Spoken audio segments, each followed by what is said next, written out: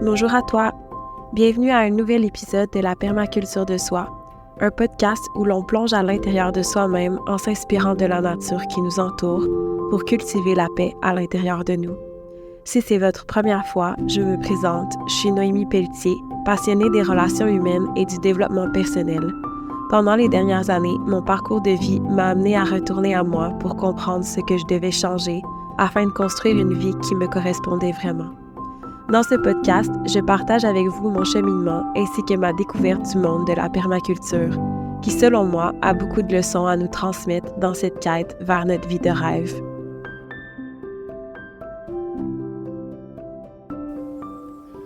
Salut tout le monde, j'espère que vous allez bien. Merci d'être avec moi aujourd'hui pour un nouvel épisode. J'ai envie de vous parler de quelque chose avant de commencer, ou peut-être faire un lien avec ce qui suit, avec le thème d'aujourd'hui.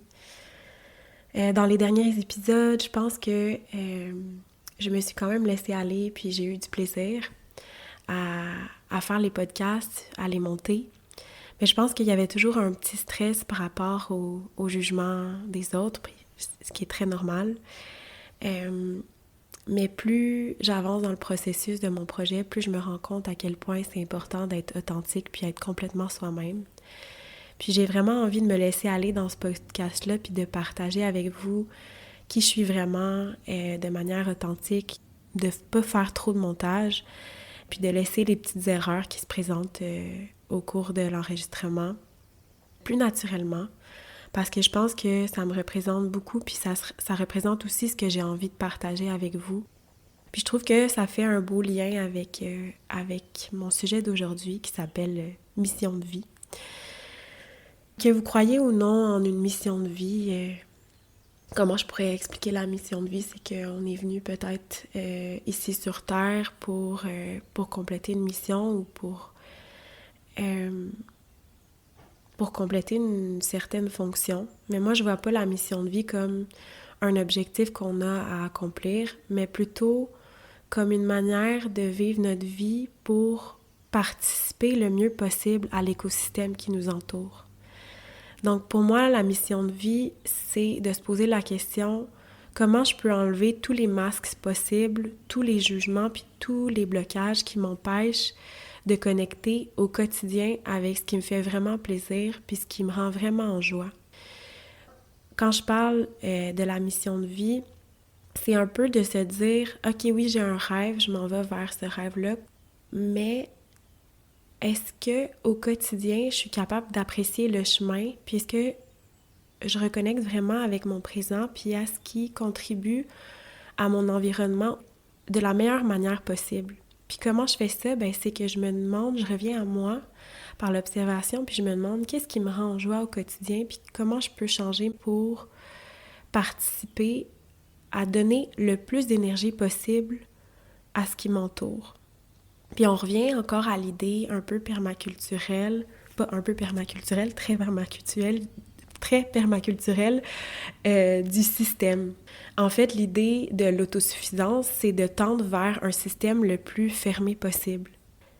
C'est quoi la fonction que remplit chacun des éléments du système pour le faire fonctionner à sa pleine capacité? Si chacun des humains sur Terre revient à l'intérieur de soi, à s'observer puis à se demander c'est quoi mes forces, c'est quoi mes compétences, qu'est-ce qui me rend en joie, puis qui se concentre à toujours tenter de revenir vers cette ligne-là qui se rapproche le plus possible de ce qui te rend en joie puis qui fait que tu te sens bien, puis qui génère de l'énergie positive à l'intérieur de toi, bien ça va faire que tu participes non seulement à t'amener de la joie à toi-même, mais aussi à amener de l'énergie positive dans ton cercle d'amis, dans ta famille, dans ton environnement, dans ton environnement de travail, et à plus grande échelle dans la société, puis sur la planète.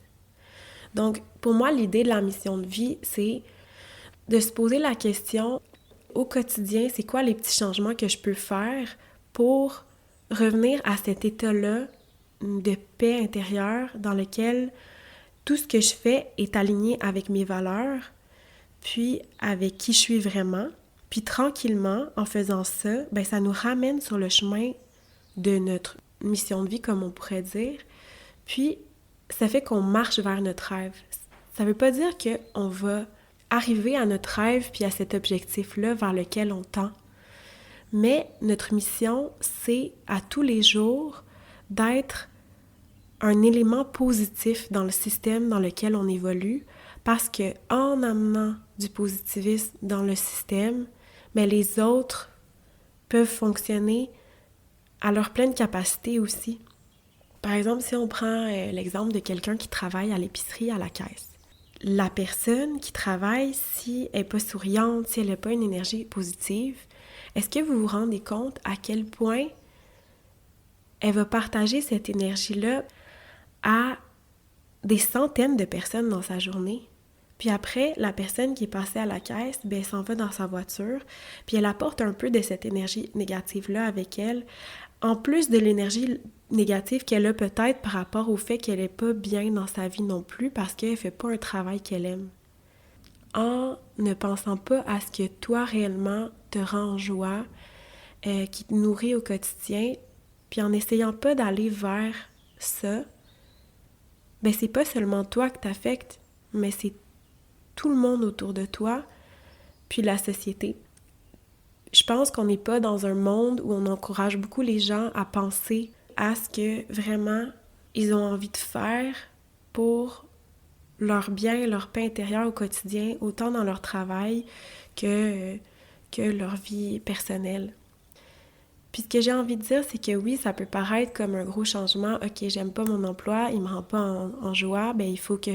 Ça veut pas dire qu'il faut que tu changes du jour au lendemain, de dire, OK, ben je vais tout mettre de côté, puis je lâche tout. C'est sûr qu'il faut penser un peu à un plan avant de tout lâcher, mais ça nous empêche pas de prendre conscience de qu'on n'est pas bien, puis de se poser la question, qu'est-ce que je peux changer, puis qu'est-ce qui est impossible de changer.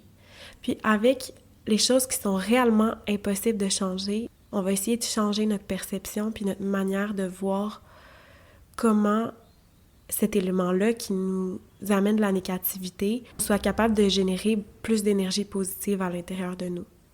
Par exemple, si j'aime pas mon travail puis je peux vraiment pas le laisser pour le moment, ben est-ce que je peux essayer d'amener des éléments positifs autour de lui? Peut-être aller courir le matin, méditer plus le matin ou le prendre à la légère. Par exemple, si je peux pas changer de poste, mais que je le sais que je vais changer dans le futur, puis que c'est clair pour moi, ben c'est peut-être plus facile de le prendre à la légère.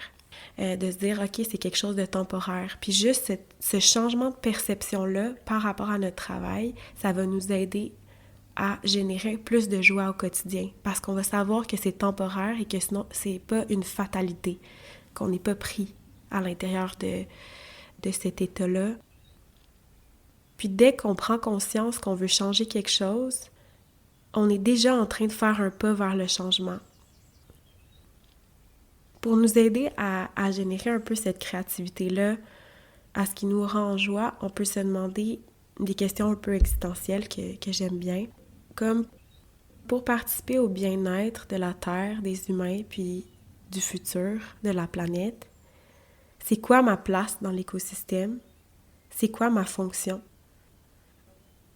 Ma fonction, c'est ce qui génère de la joie à l'intérieur de moi pour pouvoir avoir un excédent, une abondance de lumière, puis la partager aux autres. Quand on est aligné avec notre mission de vie, on est aligné avec la lumière à l'intérieur de nous, avec la petite voix qui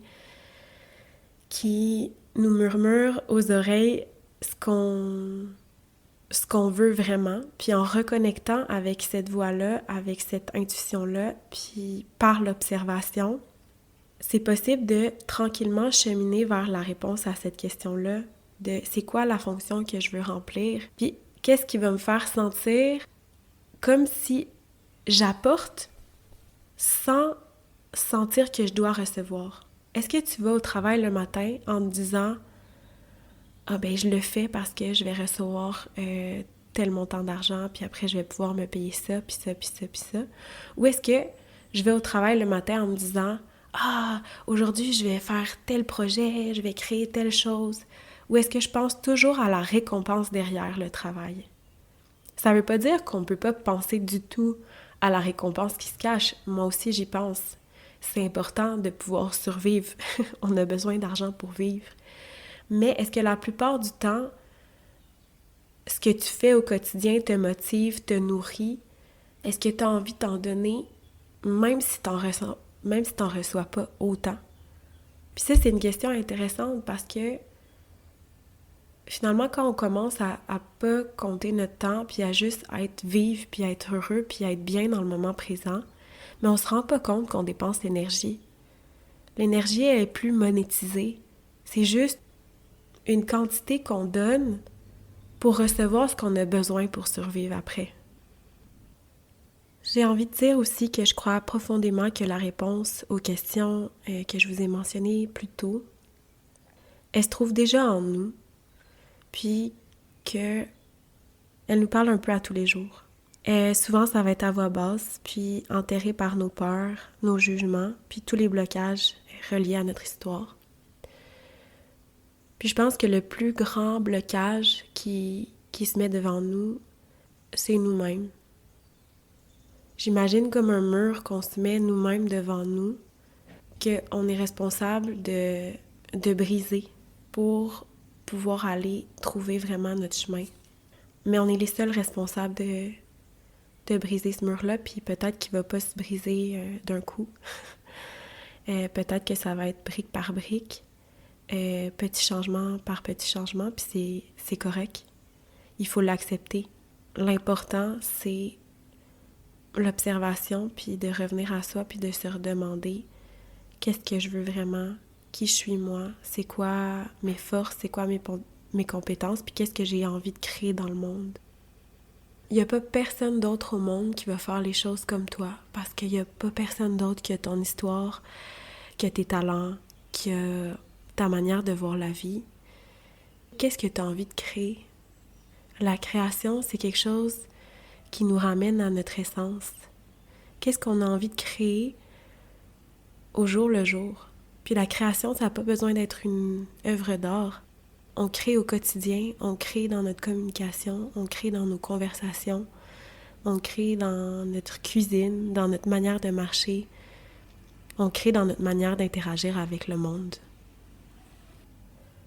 Je ressens que on a une mission, c'est celle d'être aligné avec nos valeurs puis notre intuition le plus possible à tous les jours dans tout ce qu'on fait. Reconnecter avec sa guidance intérieure, c'est savoir se donner le temps puis l'espace pour écouter ce qui se cache en nous. On peut le faire de plusieurs manières. Moi, à travers mon cheminement, je l'ai fait beaucoup à travers la méditation, puis à me mettre cette discipline-là de l'observation par la méditation. Mais dans les prochains épisodes, on va le voir aussi que ça peut être fait de plein de manières par la pleine conscience, mais que la pleine conscience, c'est vraiment la première étape pour reconnecter avec son soi. Puis à travers cette pratique puis cette discipline-là, ben c'est comme ça que tranquillement, on est capable de retrouver les réponses à l'intérieur de nous. Je comprends que si on l'a jamais fait, c'est pas nécessairement facile. Nos pensées roulent à 1000 à l'heure dans notre tête. Puis il y a beaucoup de gens qui me demandent « Ouais, mais comment tu fais? Comment tu fais pour revenir à la petite voix intérieure? Comment tu fais pour différencier ce qui est vraiment ta petite voix ou une voix de ta tête qui parle de tes peurs ou de tes jugements? » Mais ça, j'ai envie de dire, c'est toi qui vas le trouver à l'intérieur de toi-même, cette différence-là, parce que moi, je peux pas te donner la réponse. C'est par l'observation de toi-même que tranquillement, tu vas te rendre compte de la différence entre les deux. Puis, c'est pas un processus qui se fait du jour au lendemain.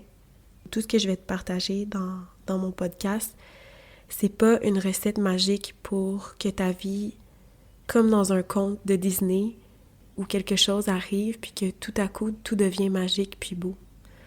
Non, le chemin que je te propose, c'est de revenir à l'intérieur de toi, puis il va y avoir des moments de noirceur, il va y avoir des moments difficiles, mais peu à peu, on se rend compte que ce cheminement-là d'apprentissage sur qui on est, il nous permet d'être alignés dans le présent avec nous-mêmes, puis avec ce qu'on fait, puis à revenir justement à cette mission de vie, puis à cette fonction qu'on remplit dans l'écosystème. Puis, je crois profondément que c'est par l'observation de soi qu'on y arrive. C'est ma technique, c'est ma manière, moi, d'y arriver. Peut-être qu'il y en a d'autres. Mais moi, j'ai envie de te guider dans celle-là parce que c'est celle qui a changé ma vie. Ça veut pas dire que je vais te demander de méditer des heures par jour.